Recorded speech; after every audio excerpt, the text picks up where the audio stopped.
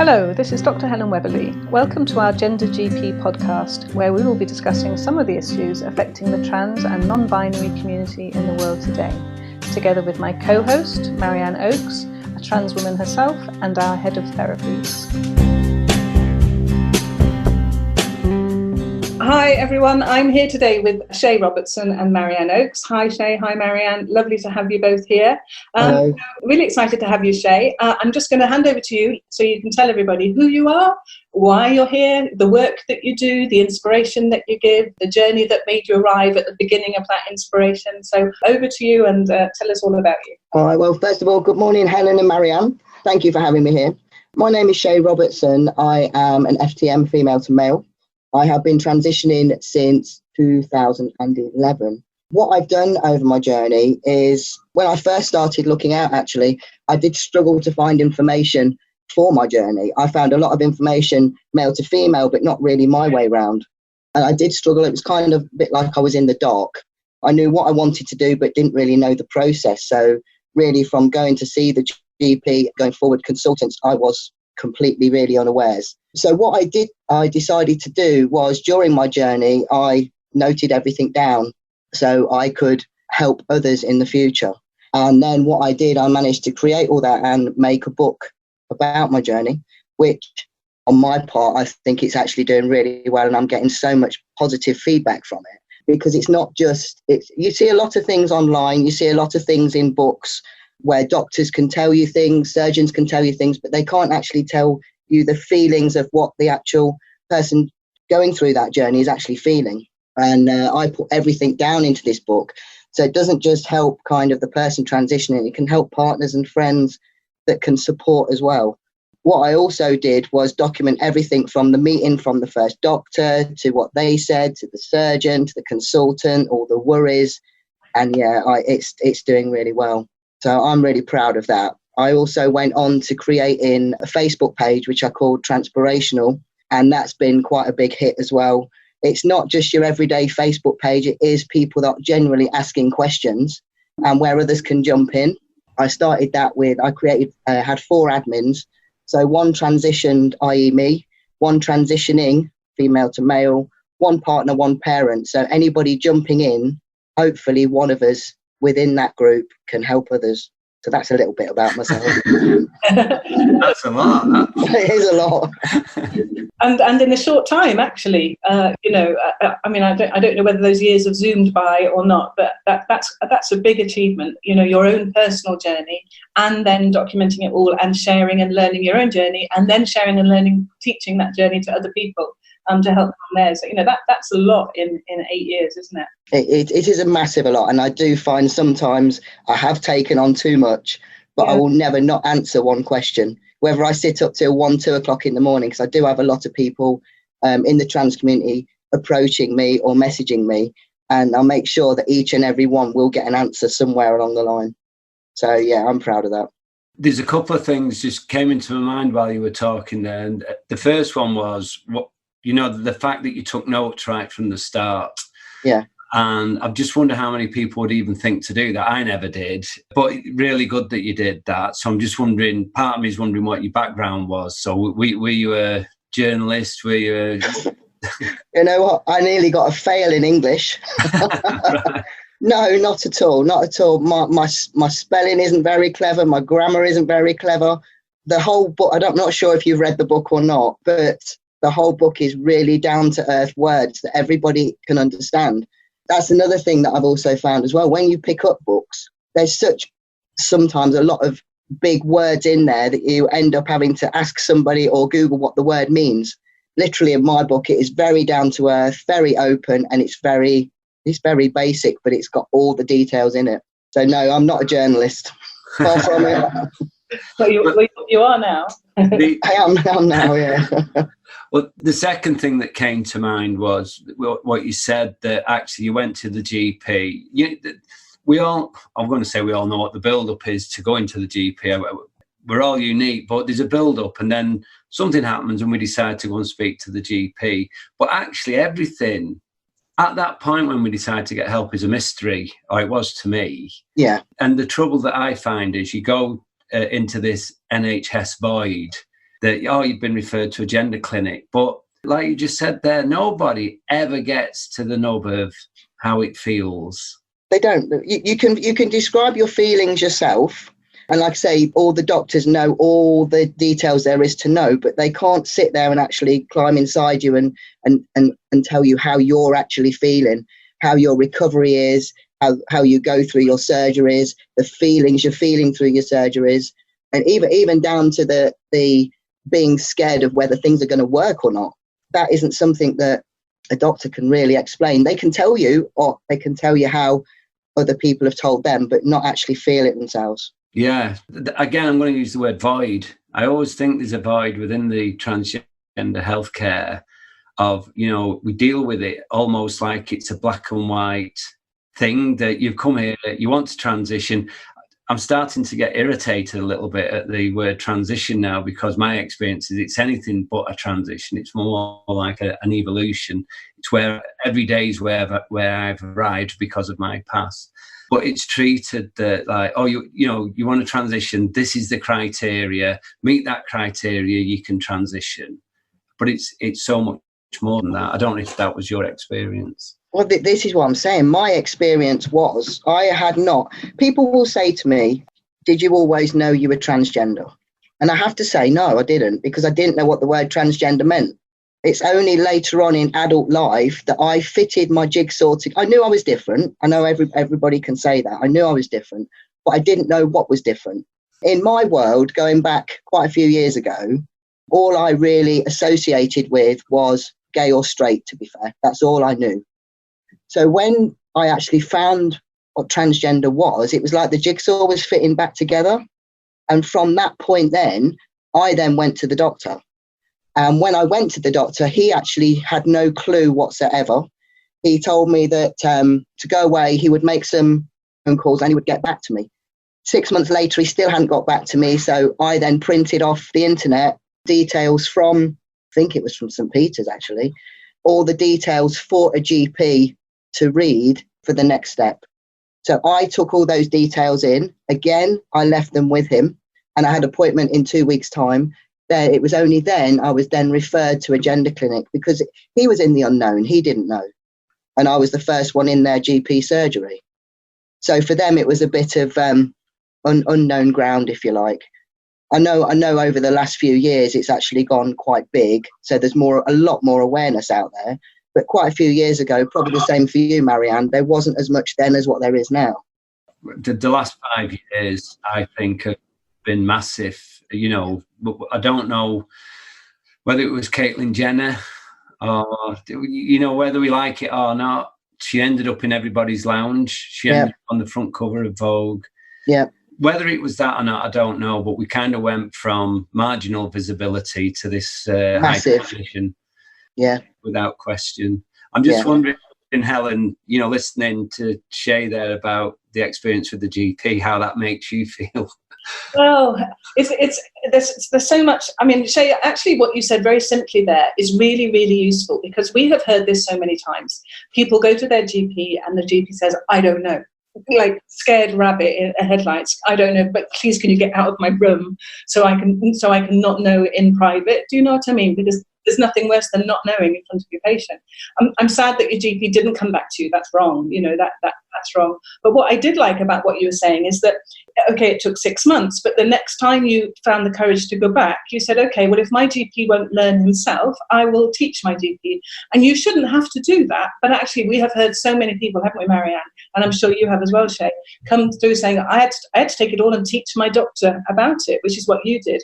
And the particular thing that I want the listeners to understand and hear what you did was you made an appointment 2 weeks later.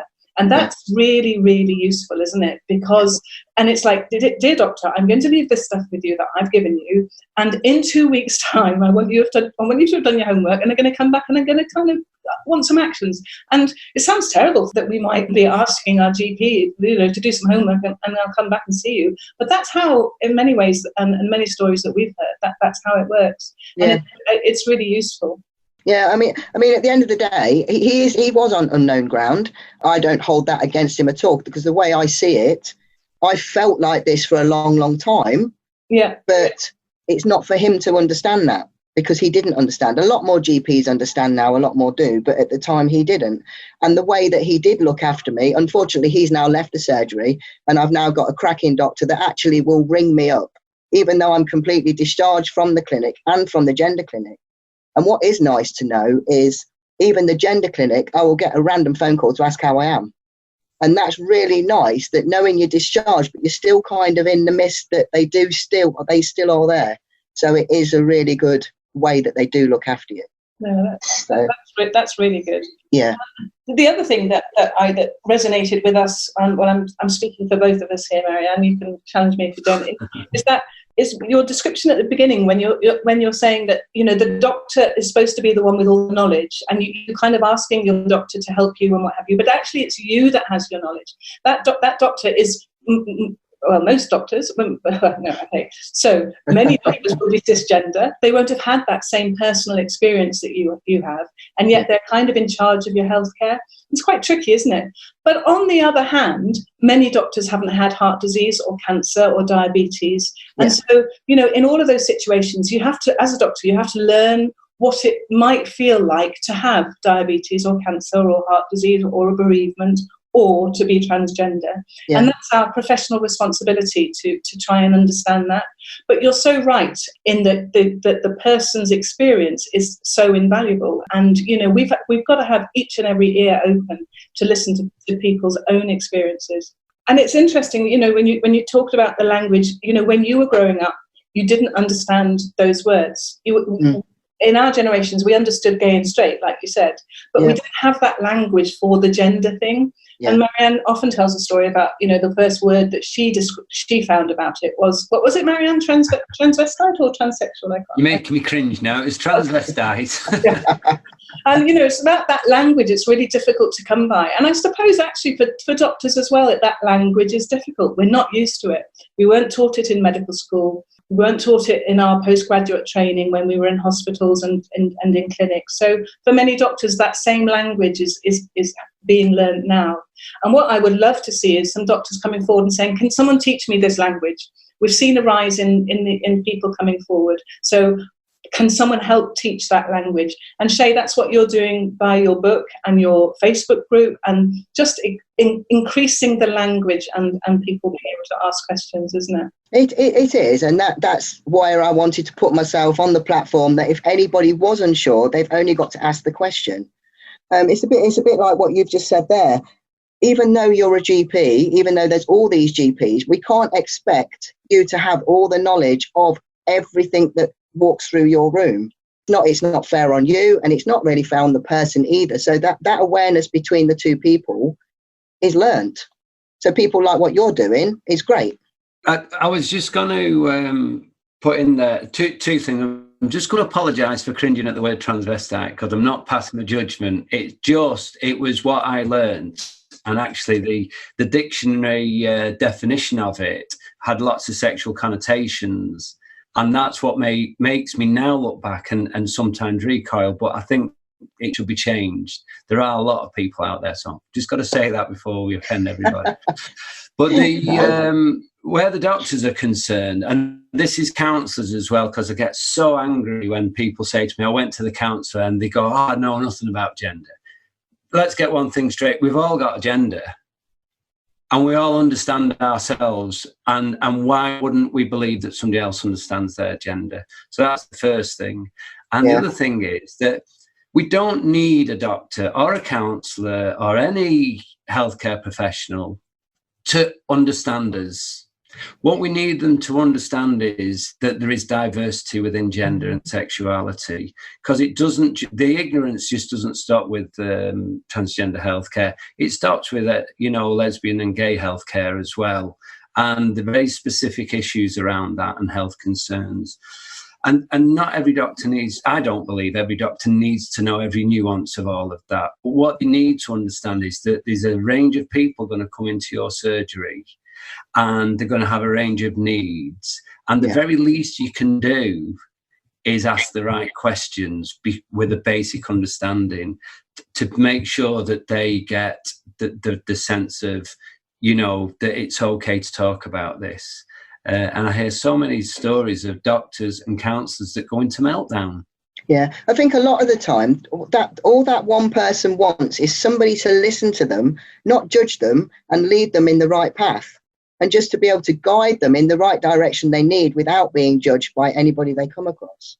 I think the most powerful words anybody can say, and I'm happy to be contradicted on this, but the most powerful words anybody can say to somebody in our position is, how can I help you? Yeah. That's all I needed to hear. Yeah. A nice listening ear. Yes. And you know, and it could be, well, a referral to the gender clinic might be nice.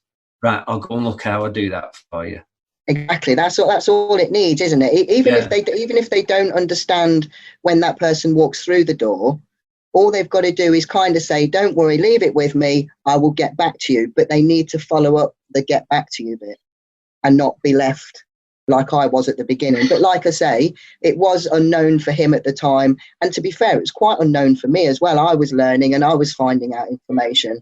So I was trying to find out stuff to actually give him so he could find the right path as well, really.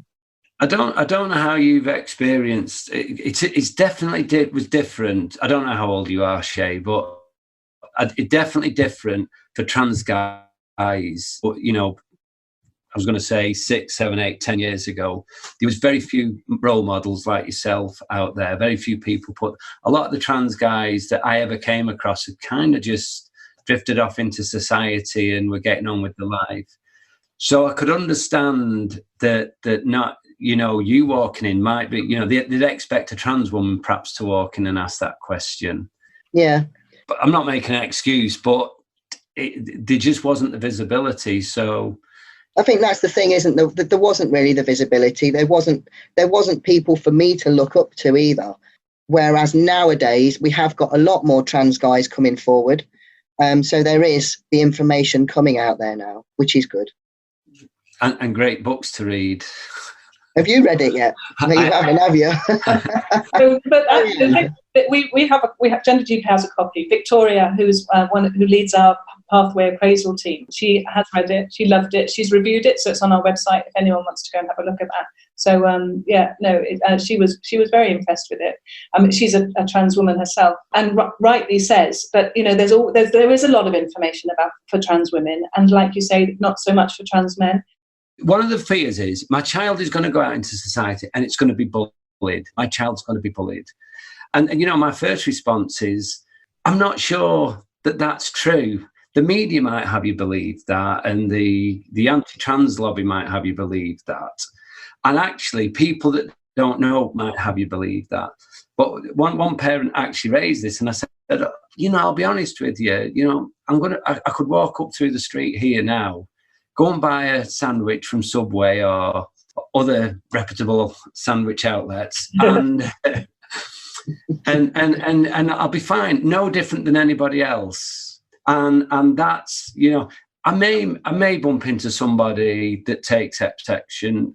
Touch wood, it's never happened, and I'm sure people have walked past me and spoken to whoever they're with, and I don't hear it. But generally speaking, when I'm out in society, no problem. So I came up with this idea that I remember being at school, and there was a boy who used to wear glasses. And when I look back, it was incessant. The names he got called, you know, the way they had to deal with him during the sports, and the way he was highlighted for wearing glasses. And I thought, but nobody would ever suggest, don't let your child wear glasses because they might get bullied. Yeah, you're right. You're right there. But if we're going to talk about gender, you don't get them help for that, you know. But do you not think that's a lot to do with the misunderstanding of what people actually don't understand? So they criticize instead. I mean, luckily for me, I've never had any negative at all from beginning to end. I know obviously some people do, but there's a lot of question that will get asked. Oh, do I pass? And that to me, that question, you shouldn't be asking that question. You should just be yourself, whether you pass or you don't pass.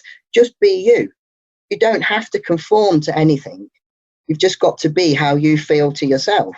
Yeah. What are we passing as? Exactly. That's the challenge. I understand why people have that fear, but it's imposed on us by other people. And it's by society as well. It's what they think that they need to fit into. It's that role, isn't it? I think you probably experience something in the same way as I do. And I think part of that is when I meet people, when they realise I haven't got two heads, that I'm not running in the ladies' toilets touching everybody up, that I'm just going about my day. Exactly. And I think it really disarms people. And I think that's one of the reasons why, I used the, going buying a sandwich earlier, I don't know what they'd expect me to buy. I just go and buy a sandwich, the same as everybody. But we're demonised in certain sections of society. So I think one of the reasons I get very little trouble, and I would imagine the same for you, is that when people actually meet us, we're just people. Normal people, yeah. Normal. Yeah. What is normal? We're just us. And at the end of the day, I'm happy to be as I am. I'm happy to look as I am. It's got nothing to do with anybody else. I'm just going about my daily business as and when I want. Yeah. Yes. So Shay, what kind of questions do you get asked on Facebook? Is there like a kind of top three that people are always want to know about? Oh, it's how quick can I get on hormones has got to be the first one. Yeah. And you know what? I don't like people to rush in. I like people to think about what they're doing. I mean, at the end of the day, the way I see it is, I've been feeling this way for 20 odd years, so a little bit longer isn't going to hurt me. But I want people to look into it deeper and actually understand their path, to actually understand where they're going. This is what's going to happen, and not just turn around tomorrow and say, you know what, I want this. I want people to look into it, have the right treatment, see the right people, and you can get the right treatment if you look in the right places. Then the next one has got to be, I pass. Do I pass? And I have to say, I have stopped allowing those sort of things on my page. I don't want people to pass. I want people to be themselves. Yeah. A bit like what I just said a minute ago. And the other thing has got to be, how do I tell my parents? Yeah. You know what? I actually didn't tell my parents. I carried on my everyday life. I went to see the GP. My partner's been with me every step of the way. She came with me to every meeting, every appointment, every surgery, everything. I'd been on testosterone for 18 months, even got a beard, and yet my dad still never asked me a question. And the kind of way I see it, this is my life I'm transitioning, or this is my journey. If you want to ask me a question, I'll answer anything, but I'm not coming forward saying, oh, I'm doing this, I'm starting testosterone, I'm going to the GP, it's my life. I don't see the need to tell. I know a lot of people do, and they do come across that path where they are worried to tell their parents, tell their friends. But I kind of explain it to them that just go about what you want to do. Forget the worries of everybody else. Think about yourself. And that's got to be probably one of the top ones. And you know what, I just say to people, hold your head up high. You carry on walking. You go the journey you want to do. And instead of pushing it into people's faces, let them ask the questions, and then you're in control, rather than worrying what you think is in somebody else's head that probably isn't even in there. You've just got to make that kind of first step of doing what you want to do and not worrying about what your mum and dad will say. I've had a lady message me this morning, actually, that her child told her last night that she wants to become a male. And she's absolutely brilliant. She's joined a couple of face groups overnight. She's asking for support, which is brilliant, because the fact I feel that she's joined the groups and she's asking for support is what that child needs anyway. She's messaged me this morning, and she has said that she is very scared for the future and what path does she need to take. And the first thing I've said is, look, don't worry, this isn't a slow ride. It is going to take time. Go see your GP. Don't worry, he's not going to turn overnight into a male. You've got time to adjust to this. And I think that's a bit probably the scary thing as well. People think it's just going to happen overnight and they're losing their daughter, and it isn't like that. No. We're still that person. It's just a different front on the outside. When my daughter, she was 14 at the time, and something was explained to her because she was finding it a little bit hard. She was still at school, and she did say to me, how am I supposed to call you mum when you've got a beard? Now, the thing is, and the way I see it, and it's probably completely different to everybody else, but I am still my kid's mum. No matter what anybody says, I gave birth to them. They're my kids, and they can call me whatever they want, no matter who's around them. Now, for them, they don't really call me mum in public, but that's their choice. If they did, it's not an issue. But for her, she did struggle for a little while. But somebody said to her once, if I'd been in a car accident and my face was slightly damaged, would she see me any different? And she said no.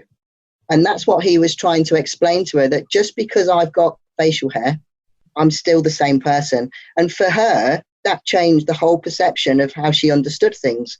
I am still me. I am still there for her. And that's how it worked. So just because I dress, well, I don't even dress different because that's still the same, but it's just the facial hair that's different. Yeah. So, yeah.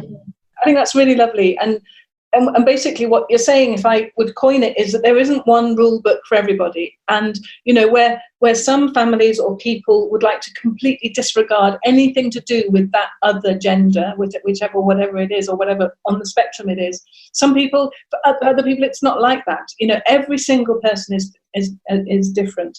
And Marianne, again, we've talked about this a lot, haven't we? That doesn't in any way mean that your identity is to be challenged in any way, or it's wrong, or it's not complete, it's not 100% because you don't mind being called mum. This is your journey in the way that you're living it with your family, and everything goes. And I think that's really amazing. It's a lovely story to hear. Thank you, really. You're welcome. Two things I just wanted to go back to. One of them is that idea that, you know, your dad's never mentioned it. My parents both passed away before I moved forward. Interesting enough, people always say, do you think your dad ever knew? And I think, you know, why is that even a question? If he did know, he chose not to talk to me. However, the truth of the matter is, don't think people realise that if we've got to go and explain ourselves, it feels like we're having to apologise, or we're having to make excuses, or we're having to validate. When people come to us and ask questions, it shows that they genuinely care, makes us feel safer. And I don't think people always understand that thinking that we know what they want to know, so we will go and talk to them, puts us in a subservient role, or, you know, it just feels really difficult to do. And even me as a counsellor does not like to walk into an uncontrolled environment and talk about this. I much prefer it when people come and will show interest. And, you know, even if they ask, how can I say, questions that may not be seen as politically correct, you know, I'd rather that, and that they ask the question. Yeah. And then at least I've got an understanding of where they are, and then the conversation can suit. Yeah, that's exactly the same as me. I don't go forward and offer any questions. I let people ask me the questions. If they ask them, they'll get an answer. Yeah. Whereas I don't like to push anything. I mean, just jumping back to my dad a minute. Unfortunately, I lost my mum prior to my transition, and me and my dad became very, very close. He will not, even to this day, call me Shay. We came to a mutual agreement where my previous name was Sally, so he agreed to call me Sal, because I run my own tyre business, so it's very male orientated anyway. And I used to cringe when he'd shout, "Chick, put the kettle on," or "Sally, put the kettle on." So I kind of, when other guys are looking at me, I'm thinking, oh no, don't do that. But we came to the agreement that he'd call me Sal. And even though for him, I understand, so Marianne, I'm 48, but I've been in his life, obviously, for the 48 years. I would rather have my dad love me and be around in my life and just call me Sal than not have him at all. So for me, I can cope with that. It's not an issue. I know some people can't, but that's my dad. I love him, and I wouldn't want him to be any different. So I'll put up with that. I'll go back to something else you said earlier then as well, when we talk about passing, and that you've had to kind of, you know, not necessarily ban the question, but it hasn't got to be a topic of conversation. My response generally to people is that passing becomes less of an issue the more comfortable we become with ourselves. And at the risk of promoting the counselling, shall we say, that, you know, counselling's a really good place. That's what I encourage. That was the opportunity I never had. I had to find comfort in myself the long way round. But, you know, the truth of the matter is being comfortable with your dad calling you Sal, and that it doesn't trigger great dysphoria. it's not impossible. It's about the roles we play in life, and it's about playing roles we're comfortable. And I'm still play the father role to my kids. They're in the 30s now, I have to say, but I still play the father role, because who am I to try and become some domestic goddess that the mother already is? And if I'm not comfortable playing that, then I've got to find roles that I am comfortable playing, but becoming comfortable with it is really important. At the end of the day, I don't want my kids to be any different to what they are. It's me that has changed. They haven't changed. No. I want my little family, and however that is, and however we all are happy, that's how it will carry on. Yeah. So. And when you get to that place, I think if there was an injection we could give people that will put them in that place, it would be perfect. But getting to that place where we are comfortable, where we are able to not worry about validating our gender because of the roles we play, or the names that our children call us, or our fathers call us. When we get to that place, that's where I think we find that, I'm not going to say gender euphoria, but we've got control of the dysphoria at least. Yeah. And passing then suddenly becomes a thing of the past. Yeah, I think a lot of the time when the people worry, like I said earlier, when the people worry about what their friends will think, their family will think, they are worrying a lot, when actually, if they actually did come out or not worry about it, they'd actually feel better about themselves than putting more strain and worry about what others think about them. That might not even be the truth. Yes, yeah. I think the other thing for parents as well, I don't know what others would think of this, but, sometimes say fighting this, it's an unwinnable battle. Your child cannot fight their feelings. Yeah. So you fighting is not helping anybody. It's not helping you. It's not helping the relationship you're going to have with your child. It's helping nobody. It's not about colluding. It's about just accepting your child is questioning their gender and creating an environment for exploration rather than battling it. It's just being there for them, isn't it? And helping them and guiding them in the right direction.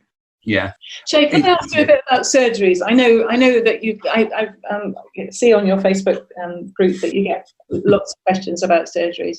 It's interesting actually, because as a doctor, I'm not a surgeon, so I don't get involved in any of the surgeries. And so, but I'm interested as a human and as a medical person, like how do they do it? How do they change that bit to that bit kind of thing?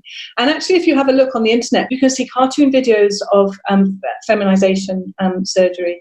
You can see pictures. There's a lot out there. But the other way around, there's not much information, is there? And if I was somebody who was thinking that I wanted to have masculinization surgery, there's very little information, isn't there? Very little pictures, description, talk about it. Yeah, I mean, the other day actually, somebody put onto my page. It was the feminization YouTube link, I think it was. It only lasted 3 minutes, but it was really, really interesting in the way that surgery is created. Yeah. And I loved it. And you know what? I must have spent 2 hours trying to find the same sort of video for female to male. Yeah. Couldn't find one. No, I can find bits of surgery, quite gory surgery, but not an actual one that was on the page the other day. And it is very, very in-depth, though, obviously, depending on which surgery you go for. I went for radial forearm surgery. So, in other words, my phallus is made from my arm, which, going back to the beginning, again, I didn't know which sort of surgeries were available until I walked into the surgery. At the very point when I was thinking about it, I thought, oh, you know what, my belly's a little big, I'll have it off my belly. So I thought, that's a good idea, no scarring, nobody will see it. So in my mind, I'm going to kind of get a bit of a tummy tuck going on. When I went into there, he says I couldn't have it off my abdomen. There is an abdominal flap procedure, but there's no nerves or arteries in your stomach. So if it's taken from my stomach and placed downstairs, then there won't be no feeling. So that then put me off. That put me off completely. I've always got my arms rolled up, so I didn't really want it off my arm. But then if I'm going to get everything, as I said to the surgeon, I wanted a Ferrari, not a Skoda. if I'm going onto that operating table, I want the full works. Yeah. And I knew I was going on the table. So just do to me and give me the best procedure you can do. I think as well, some people will say, oh, I want this or I want this. And without boasting, people want bigger ones or smaller ones. At the end of the day, I do tend to say as well, let the surgeon tell you what's best for you. He knows how your skin is. He knows what's going to work. And that's the route I took. I went for my forearm. So they take the forearm, they put that downstairs. And then all in total, there was 4 surgeries. So at the first point, I had both bits, because while the new piece is healing, I've still got to use the old bit. So then the second surgery is kind of sculpting and closing up and then creating like the scrotum. And then the last surgery is implants. So there's quite a long process of it all. I mean, my first surgery, lower surgery, I actually ended up in a coma for a while. Now, I could have thought, you know what, that's enough. I'm not going any further. But that's not what I wanted. I wanted what I wanted, and I was going to see it through. And luckily for me, everything works. So it is all down to your body, how you heal and everything. But I would definitely say, let the surgeon tell you what is best. You can give them ideas of what you do want, what you want to look like, but let them tell you as well. Don't just go off on a tangent that you want a bigger one that isn't going to work. You know, kind of, yeah. But there is not a lot of information out there. Do you mind, Shay, I'm going to ask you a question. You do not have to answer them at all, but if you wouldn't mind, I'm going to ask you some of the kind of questions that we get asked that I don't necessarily know the answers to, because because, like you say, the information is not out there. Please do not answer anything that you do not want to answer. So, when men have had lower surgery, do they urinate through the penis? Does it come out from your bladder out? I do, yes. But there can be 2 different ways. If you didn't want to if you just want to go for looks, there's less surgeries. So if you just want to look like you've got a phallus, but you can't pee out of it, you can't have sex with it, but it looks okay, then you can just go for that option. Or you can have what is called urethal lengthening. So obviously from a female to a male, there's a little bit extra that needs to be added. So that is then created. And what happens is part of your forearm, on the inside of the forearm, is taken and it's rolled into like a tiny tube, a bit like a straw.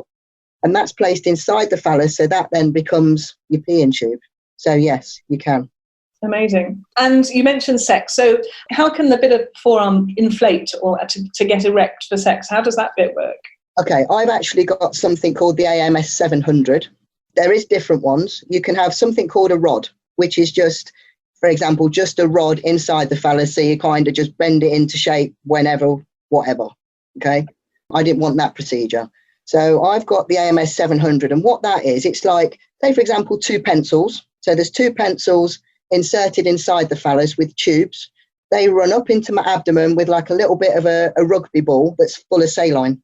Inside my scrotum, one is a silicone implant and one is a little tiny ping pong ball, but smaller, with a little nodule on it. And what happens is when you squeeze that pump, the saline in the abdomen runs down the 2 pencils to make the phallus erect. Wow. And then afterwards, you press a little nodule and it goes flaccid again. That's amazing. I am blown away. I am actually blown away, because that is so close to what happens in the human body. That's what I wanted to feel. Yeah. Without being too kind of crude, I wanted to feel the feeling of becoming erect, not just bend into place. Yeah, that's amazing. That's I'm blown away. I'm going to congratulate my surgical colleagues for creating something. It's brilliant. It's brilliant. They're very clever what they can do. Did you get that all done on the NHS? Yeah, I did. And you know, when I very first went to the doctors, I'd not got a clue what this was going to cost me. It's only when we actually got to the gender clinic where then I was told it was covered under the NHS. Brilliant. I went with potential of probably a very hefty bill, but no, it was all covered. And luckily for me, I healed I've not had one problem at all. Top surgery, lower surgery, anything. That's what I was going to say is we get a lot of people come in having referrals for top surgery, and I'm not sure, they're always talking about procedures, and I'm never quite sure what the the best procedure is. Is there anywhere people can get advice on the different techniques for top surgery where there's less scarring? Or to be fair, it depends on the size of the chest you've got. Some, if they're not got a lot of chest anyway, you can just have keyhole. I was quite big chested. I was actually a 38 double F. Yeah, so they were like melons stuck on the front. So for me, keyhole wouldn't have been possible. So I actually had something called a double incision. And what they do is kind of a bit like a T shape. They cut down and they cut all the way under across. Your nipple is completely detached, trimmed down to size, and then replaced once the chest is back made. So obviously that's a little bit more in depth than what somebody that's not so big chested is. Are they the two main techniques then? They're the two main techniques, yeah. What's the lateral? I've actually heard some people talk about like a lateral incision. Is that right? From the armpit? Yeah, it's a bilateral incision. So for me, it's kind of where it goes from in the middle and it goes all the way along both sides. So it is completely taken. Yeah. And then after that, I then had a nice chest piece tattoo, which then covers my scars. Brilliant. Right. And I've also had after my forearm surgery, which it doesn't look very nice, to be honest. It is a very severe wound looking. But I then, 2 years later, had a big tattoo on my arm that you can't see any scarring whatsoever. And it's not the fact that I'm embarrassed about my scarring. I didn't want to be asked questions about it. Yeah. That was my choice. I didn't want somebody going, oh, what have you done to your arm? Yeah. I didn't want to lie, and I didn't want to have the questions. So for me, I had all my, every scar I've got has been covered. Yeah. Brilliant. That's amazing. Really, really, really amazing. We need to join forces in some way and get this education out there. Yeah, that would be nice. I can come and join your counsellor team. I think it's a very good idea. What I was going to say is some blogging would be really good about surgeries and things like that. I think it's interesting because, to my shame, I sometimes hesitate to talk about surgeries freely and openly because it is such a personal thing, isn't it? We wouldn't generally ask about somebody's genitals, certainly not about how they were created. You wouldn't, but I have to be honest, I would love somebody to told me what I was going to be going through. I would love to have seen and be able to speak to somebody like myself that I know what's going to happen down the line, rather than just trying to Google or look on the internet, because sometimes that can really put you off. Yeah. So I'm very, very open that anybody can ask me anything because I feel I'm a positive and nothing's gone wrong. So ask me what you want, kind of thing. It comes back to that, though, most people go through these procedures and then get on with their life. They don't want to talk about it. But the shame of that is it leaves all the people coming through struggling and a bit like you've said earlier, it was just like wading through mud at times, trying to get information, what is available. So, yeah, having people that are willing to talk, to stand up and say, well, I've had this procedure, this was the outcome and it was fantastic. Or sometimes I feel like I am leading a double life because I do a lot for the trans community, but at work, nobody sees me as trans. I'm just the guy that runs the garage. Do you know what I mean? So it's never talked about that. If somebody came in and asked, obviously I'd talk about it, but it's completely a different environment to be in, my daily work environment, to when I shut off or I'm on the phone or something else doing my groups. So it's kind of switching in and out of two different modes all the time. That's kind of interesting because I talk to, a lot of the clients that come to see me. One of the things we talk about is the different roles they play in life and how it's going to affect that. I am a person-centered counsellor, so we're looking at your whole life. But in a strange kind of way, for example, Helen, she's a doctor, but she's also a mother and a wife. And I'd like to think, Helen, when you walk into the family home, you missed out massive party animal. Well, I was keeping that quiet. But the truth of the matter is that that's the same for everybody, isn't it? And that I would imagine, I don't know about you, Shay, but being part of the trans community is a part of who I am, but it doesn't define me. So I can quite easily go and be a musician, and I can be a family person, and all the other things, and it doesn't all cross over. And the one thing I have to do is not always be a counsellor, which my family might tell you that I do too. Yeah. See, I struggle on that one, to be fair, because my phone's always on and I don't like to say no to anybody. I struggle and I do take it home, which I know I shouldn't because I have got my family life, but my partner would say the same. I live by my phone and I don't want that to rule my life, but I have to say it does 90% of it. And I get everything just all the time. And then if I haven't been on my phone, well, I had it last week, actually. I hadn't been on my phone for about an hour because I was busy at work. And then I was getting messages, Shay, where are you? Shay. And I'm kind of thinking, I don't want to say no, but I also have a job too. Yeah. So I'll get back to you, but please just bear with me. And I have to deal with it like that. But it does kind of infringe on your life sometimes. Well, that's where professional training and boundaries come in. You have to learn where the boundaries are, because one of the worries that I might have is somebody might just turn up on my doorstep thinking I'm their best friend, and that's where I have to set the boundaries. So as a counsellor, but we are who we are. We can't change that. No, but that's what makes us who we are, though, isn't it? Yes. That's what puts a smile on your face, that you're helping all these other people. Same as Helen and the same as myself. I feel that you are out there, you're helping as much as what you can, and that's what makes you Dr. Helen Weberly. Mr. Shay Robertson.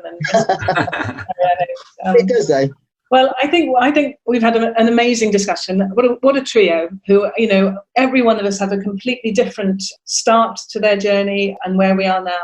But obviously, all of us very passionate about sharing our knowledge and our expertise and helping other people to be as happy as we are, which is really lovely. Shay, I have really enjoyed talking to you, really enjoyed it. You've taught me a lot. I'm blown away. I cannot wait to go and tell my husband how it all works and how clever it all is. So thank you for your honesty there. Well, thank you for having me both. Pleasure. And let's talk. Let's talk about how we can get you helping people who need that knowledge. That'd be nice. Really good. I'll wait to hear from you then. Brilliant. Thanks ever so much. It's been really great. Thank you. Bye-bye. Bye-bye. Bye. Thank you. We hope you've enjoyed our programme. Do go ahead and subscribe if you haven't done so already. If you or anyone else are affected by any of the topics discussed in our podcast and you'd like to contact us, please drop us a line at doctor@gendergp.co.uk. We're very happy to accept ideas for future episodes and guests, or if there's something specific you'd like us to cover. You can also visit our website, www.gendergp.co.uk. You can follow us on social media @GenderGP, and you can sign up to our monthly newsletter. Full details can be found in the show notes on our podcast page. Thanks for listening.